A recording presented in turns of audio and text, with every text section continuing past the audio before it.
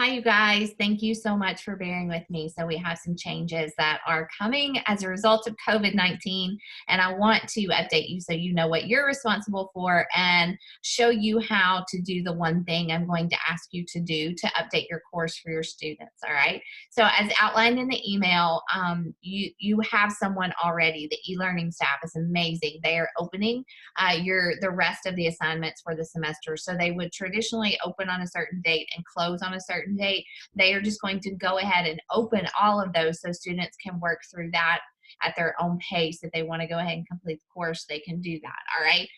So please make an announcement about that the assignments are being opened. If they want to go ahead and finish all of them, they can. That is totally possible at this point. The second thing is that our final exam in this course, in the 15-week courses, will not be proctored, meaning that students will not be going to ICC to actually take the test, right? They will take it from home. So what you need to do as the instructor in your course that you're teaching is go to your final exam. You are going to remove the password, open the start date so that they can access it at any time, and reduce the number of questions for your quiz to 50. All right, so they currently, for most of the courses, pull from a pool of questions, and so it's not going to compromise the integrity of future tests because it's going to pull so few. And you're also going to remove the discussion question as well. So I'm going to show you how to do that really quickly. I'm going to share my screen with you guys. And I am just going to use Jody's, let's see. No, not that one. Let's see. I'm going to use Mrs. Eit's American History course, section 7. And so I'm going to go over here to quizzes, where all of our quizzes are located, and scroll down to the final exam. So I'm going to edit this course for her, and this is how you would do it. You're going to go up here to the top right and click edit.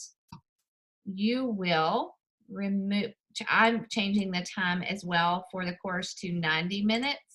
I am removing the requirement for an access code, and I'm just going to go ahead and make it available immediately. So I just removed that, and then the next thing I'm going to do is go up to the questions box next to details, and I'm going to change the number of questions that it is pulling from the question bank.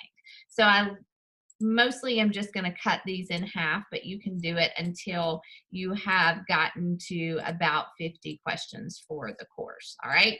So I'm going to continue to do this and show you the outcome.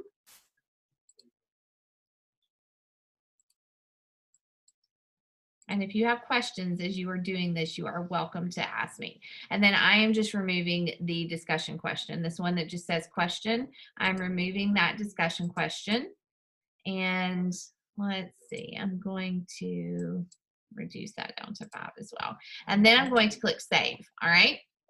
How do you know how many questions are in this final quiz now? If you go back to quizzes and you scroll down to final exam, you can see it has 58 questions. So you can go in there and you can reduce that down to 50 on your own, but you can do the math. It does not change the weight of the assignment. It still counts as a large portion of their final grade, but it does take that burden off of them going to a proctored place or us proctoring it for them virtually.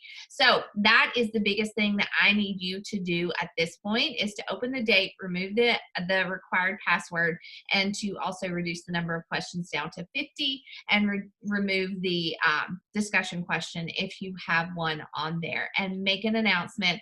Let your students know that all of the assignments are being opened up. They can work through it at their own pace. They will not have to come to campus for the final exam, and just open the door often through announcement in the emails. Stay in touch with your students. Let them know that you're working with them as this transition. It doesn't really change a lot, honestly, for our online students, but they may be facing situations that we aren't aware of that school's becoming a burden to them. So just make sure you're talking to them, communicating, and being willing to work with them if you need to. All right. So if you have questions, please just respond to this email and let me know. I am happy to help in any way that I can.